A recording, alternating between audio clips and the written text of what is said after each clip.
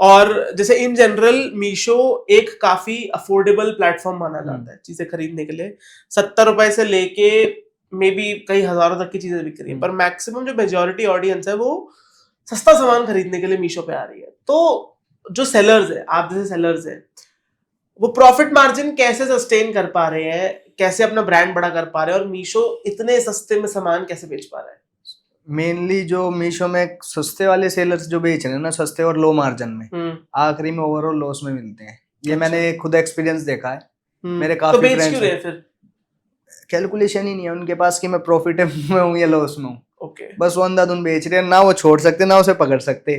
छोड़े, लोगों का एक डर हो जाता है ना, कोई काम कर रहा है आदमी 2 साल से, लोगों के माइंड में फियर हो जाता है, यार छोड़ूंगा तो करूंगा क्या, उनसे उसके खर्चे ही निकल रहे हैं बस उनके। वो नहीं है कि इनकम कर रहे हो लो मार्जिन में जो सेल्स कर रहे हैं। तो ओवरऑल वो छोड़ ही नहीं पाते इस फियर से कि आगे क्या करूंगा मैं। मीशो कितनी प्लेटफॉर्म फीस लेता है? मीशो की 0 कमीशन फीस है, खाली डिलीवरी चार्जेस लगते हैं। अच्छा, वो डिलीवरी चार्जेस तो कस्टमर पे ही लगते हैं।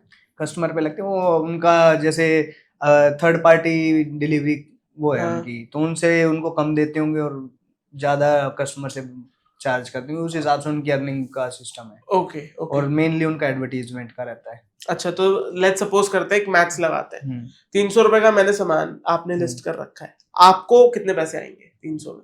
300 के 300। 300 के 300। मतलब उसके ऊपर जैसे मीशो में क्या है कि हम 300 रुपए का हमने प्रोडक्ट लिस्ट किया, अपने पैनल में प्राइस डाल दिया 300, तो जो कस्टमर को दिखेगा ना उसमें डिलीवरी चार्ज ऐड होके दिखेगा। मान लो 500 ग्राम्स के अंदर है तो 68 रुपीज लग रही है लोकल, 72 लग रही है नेशनल, इस हिसाब से डिलीवरी चार्ज फिक्स रहते हैं। Okay okay.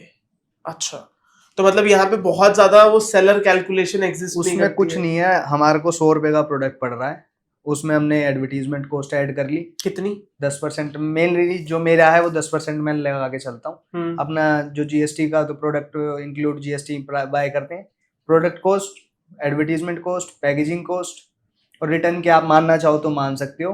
मैं तो मान के चलता हूँ क्योंकि मैं प्रॉपर तरीके से मान के चलता हूँ कि रिटर्न्स कितने हैं आपके?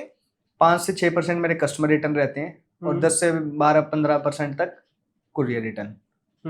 तो मेनली जो कस्टमर रिटर्न होते हैं उसी में जो हमारी रिवर्स और आने जाने की फीस लगती है, तो मैं हर ऑर्डर में 15 रुपए ऐड कर देता हूँ कि मैं जो कस्टमर रिटर्न का जो ओवरऑल ऑर्डरों में से वो निकल जाएगा मेरा। एक एवरेज ज्यादा या थोड़ा बहुत आसपास कुछ तो कवर होगा, उसके बाद मैं अपना 20% 25% मार्जिन ऐड कर देता हूँ।